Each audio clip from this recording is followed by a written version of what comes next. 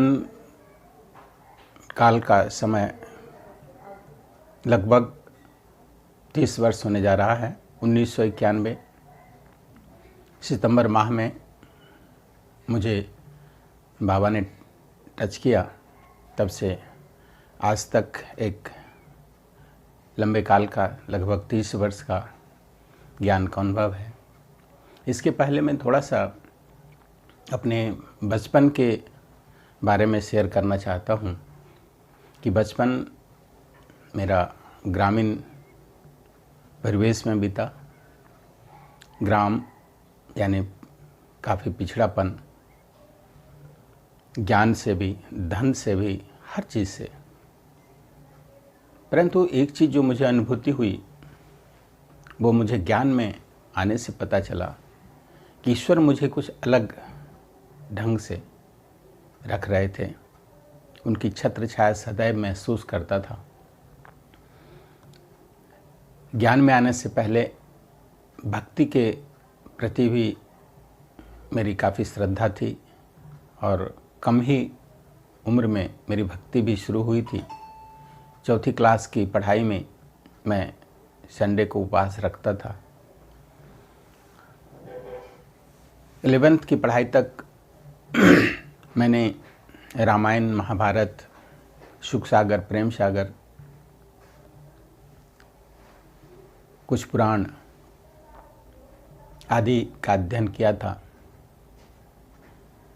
बचपन में मेरी पढ़ाई 6 से 11 तक मेरे मामा घर में हुई और मेरे मामा जी एक प्रसिद्ध भजन गायक हैं आज के समय में।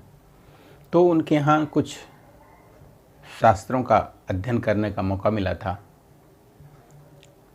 भक्ति मैंने इतनी की थी कि कम उम्र में ही त्रिवेणी में स्नान, गंगा जी में स्नान, शिव जी के प्रति मेरी अगाध श्रद्धा थी। और कहीं भी प्रवचन हो, व्याख्यान हो, यज्ञ हो, भजन कीर्तन हो तो मैं अवश्य रात भर जाग जाग कर उसे देखता सुनता था। मेरे मन में भगवान के प्रति श्रद्धा तो थी, खोज भी थी। ये जरूर था कि जो लोग सुनाते थे, जिसे पढ़ता था, कभी श्री विष्णु जी को भगवान मान लेना, कभी कृष्ण जी को, कभी श्री राम जी को। परंतु शिव जी के प्रति जो हमारी श्रद्धा थी, पता नहीं कि अंदर से एक आकर्षण, एक खिंचाव था। और उनकी जो सबसे बड़ी चीज़ मुझे आकर्षित करती थी कि शिव जी का सदैव दयालु भाव, आशुतोष रूप, कि किस प्रकार से शिव भगवान भक्तों पे तुरंत दया करके उसका कल्याण करते हैं। ये मेरे मन में भावना सदैव रही है। जीवन का क्रम बीतता चला गया। अज्ञान काल जिसे हम कहें कि 1991 से पूर्व, जन्म के 4 वर्ष के बाद 1991 से पूर्व ज्ञान काल में आने के पूर्व का समय भक्ति का काल रहा और संघर्ष का काल रहा। बहुत कुछ सीखने को मिला। शायद उस संघर्ष के कारण मुझे बहुत कुछ सांसारिक और व्यवहारिक ज्ञान भी प्राप्त हुआ है जो मुझे अभी काम आता है। तो वो समय चलता रहा। उसके पहले मेरे साथ कई दुर्घटनाएं और घटनाएं भी हुई है। पानी में डूबते डूबते बचा, सड़क दुर्घटना में भी बचा, कोई न कोई बचा लेता था। करके लोग कहते थे पता नहीं तुम्हारे साथ कोई है। और कोई ज्योतिष भी हाथ देखता था तो कहता था कि तुम्हारे रक्षक शिव हैं। मैं तो ठीक है मानता चला गया, आगे बढ़ता चला गया। सांसारिक जीवन, वैवाहिक जीवन के पश्चात मुझे एक संतान, पुत्र रत्न की प्राप्ति हुई। वो करीब 2.5 वर्ष का था। कोरबा में मैं गायत्री मंदिर आया करता था।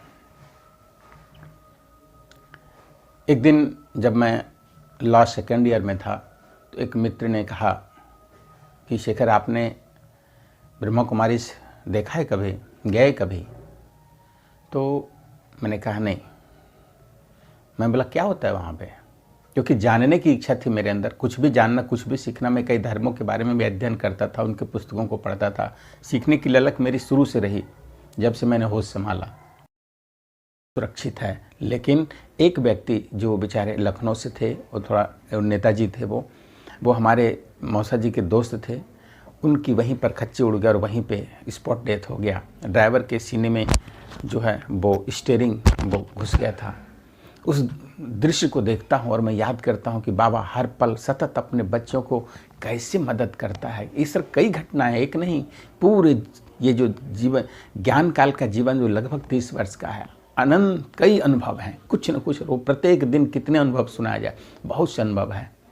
बस मैं तो यही कहूँगा कि बाबा कि बाजार में थे तो कोई पूछता न था, और आपने हमें खरीद कर अनमोल बना दिया। बाबा आपने अनमोल बना दिया। ये जीवन का मूल्य अब जाना, ये जीवन कितना मूल्यवान है और एक कितनी खुशी और कितना आनंद है। पहले जीवन किस तरह था, नारकी जीवन, हम कहते थे हम बहुत अच्छे हैं, मन ही मन सो फूले समाते नहीं थे। लेकिन अब समझ में आता है कि वास्तविक में जीवन क्या है। तो ये ब्रह्मा कुमारी ईश्वर विश्वविद्यालय का जो ज्ञान है, जिसे स्वयं परमात्मा सिवा करके हम सब मनुष्य आत्माओं को दे रहे हैं, इसे सबको ग्रहण करना चाहिए, श्रवण करना चाहिए, धारण करना चाहिए, क्योंकि यही सत्य है, यही सत्य है। और ये ज्ञान स्वयं सत्यम शिवम सुंदरम शिव बाबा का दिया हुआ है। तो जहाँ तक मुझे इस ज्ञान में जुड़ने के बाद हमारे जीवन में लाभ क्या हुआ, तो मेरे जीवन के हर क्षेत्र में, हर पहलू में उत्तरोत्तर विकास होता गया। चाहे वो हमारा आर्थिक क्षेत्र हो, सामाजिक क्षेत्र हो, व्यावहारिक क्षेत्र हो, पारिवारिक क्षेत्र हो, और हमारे कार्य से व्यवहार जो हमारा कार्य क्षेत्र है। बतौर अधिवक्ता जहाँ पे समाज की बुराइयाँ, समाज में जो भी आपराधिक क्रियाएं होती है, अपराध होता है, घटनाएं घटती है, उसका निराकरण तो न्यायालय में होता है। और बतौर शासकीय अभिभाषक मैं लगभग 15 वर्ष तक शासकीय अभिभाषक रहा, कोरबा में भी और कटघोरा क्षेत्र में भी। तो नाना प्रकार के लोगों से नाना प्रकार के अपराध आते हैं, कई बार बहुत सारी टेंशन देने वाली भी बातें थी। लेकिन मैंने बाबा की महसूसता कि हमेशा मेरे साथ किस प्रकार रहे। और लोग कहते थे मुझे बोलचाल की भाषा में, कई मित्र, अरे शाम को आप शराब नहीं पीते क्या? बोले क्यों, क्या बात है, इतना टेंशन आपके पास, लोग लड़ते हैं आकर के आपके पास ऐसे? मैं बोला बिल्कुल, मैं तो अपना काम करता हूँ, मैं अपने कर्म क्षेत्र है और मैं अपने को निमित्त समझ करके ये जो भी मुझे पार्ट अदा करने के लिए ईश्वर ने दिया है, इस भाव से मैं इस काम को कर रहा हूँ।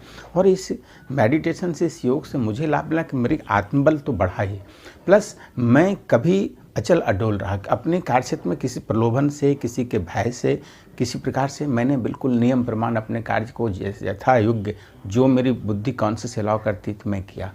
तो मेडिटेशन जो यहाँ पे सिखाया जाता है, उस मेडिटेशन का लाभ ये मिला कि आप हमारे अंदर का आत्मज्ञान तो उसकी वृद्धि होती है, लेकिन साथ साथ हमारे कार्य क्षेत्र में भी हर जगह इसका प्रभाव पड़ता है।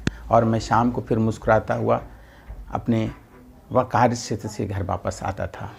और हर कार्य को कितनी प्रकार की, वहाँ भी बहुत सारी बाधाएं, समस्याएं, बहुत सी परीक्षाएं आई मेरे साथ, वो सबको भगवान की विशेष कृपा मुझ पर रही। सबको मैं उनके अपना साथी मानकर चलता रहा और हर जगह मदद मिलता रहा और हर जगह मैं सफल होता रहा। और अभी भी कार्य से मुक्त होने के बाद भी लोग उसको याद करते हैं। सभी कहते हैं, चाहे वो हमारे मित्रगण हो या न्यायाधीशगण, कि हमारे कार्य की सराहना करते हैं कि हाँ, आपने जो काम किया वो एक उदाहरण था, एक मिसाल था। तो इस प्रकार से हम जो संस्था से जुड़े, तो मुझे हर क्षेत्र में, और अभी तो ऐसी स्थिति होती है कि मैं बिल्कुल तृप्ति और संतुष्टि का अनुभव कर रहा हूँ।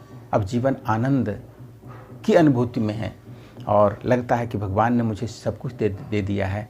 जिसको पाना था पा लिए। जीवन उस सत्य की कहें कि उस सागर में हिलोरे ले रहा है, जो आनंद की अनुभूति हो रही है, इसको मैं बखान नहीं कर सकता। ओम शांति।